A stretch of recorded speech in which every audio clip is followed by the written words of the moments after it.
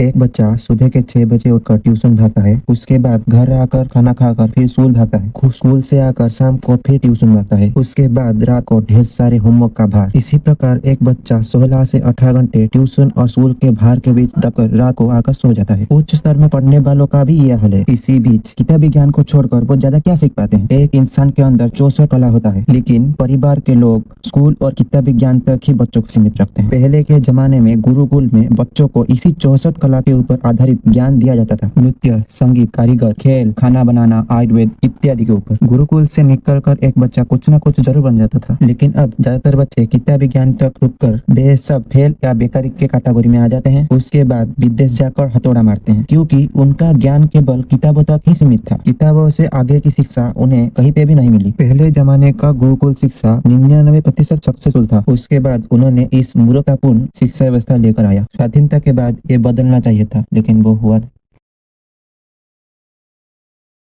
लोग उड़ीसा के पंच सखाओं के बारे में जानते हैं। वही पंच सखा के बारे में मैं बात कर रहा हूँ जो आज से 500 साल पहले कलयुग का भविष्य लिखकर चले गए। वही पंच सखा श्री हरि के बहुत बड़े भक्त थे। हमारे यहाँ कृष्ण पूजे जाते हैं, उन्हीं के यहाँ कृष्ण स्वरूप जगन्नाथ जी पूजे जाते हैं। वो सभी उन्हीं के भक्त हैं और उन्हीं जगन्नाथ जी के एक टेम्पल है, जगन्नाथ टेम्पल, और उसे कहते हैं उड़ीसा के पुरी का श्री मंदिर। वो मंदिर का बनावट देखकर आप भी हैरान हो जाएंगे कि उसका बनावट ऐसा है कि पास में समंदर है, छोटा शब्द उसके अंदर नहीं जाती। मंदिर के ऊपर आज तक चिड़िया बैठे हुए किसी ने नहीं देखे। मंदिर के ऊपर एक चक्र लगा हुआ है।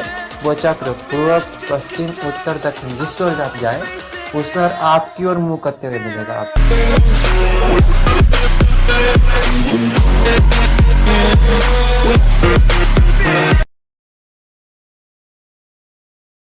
शाह अलेक्जेंडर इसी बात को समझाने के लिए अपने सहचरों को कहा, मैं मरने के बाद मेरे दोनों हाथ दोनों तरफ को लटका देना, मेरे जीवन भर अर्जित धन को रास्ते पे बिछा देना, उसी के ऊपर से मेरे सब को लेके जाना। सभी को ये पता चले कि मेरे पास सब कुछ होकर भी मैं कुछ न ले पाया। एक बार सोच कर देखो, जब कोई मरता है तब घर की शुद्धिकरण होती है और पवित्र किया जाता है उसे। उसका अपना ही उसे दफन करता है। ऐसा इसलिए किया जाता है कि देखने वाले को ये पता चले कि तू भी एक दिन ऐसे मरेगा और कुछ न ले जा पाएगा। लेकिन इंसान इस सच से मुंह फेर कर जिंदगी भर पैसों की चिंता, घर की चिंता, लालच, अपनी कामनाओं में घिरा हुआ रहता है। जिस प्रकार एक मधुमक्खी शहद तो जमा कर लेता है, लेकिन वो खुद नहीं खा पाता,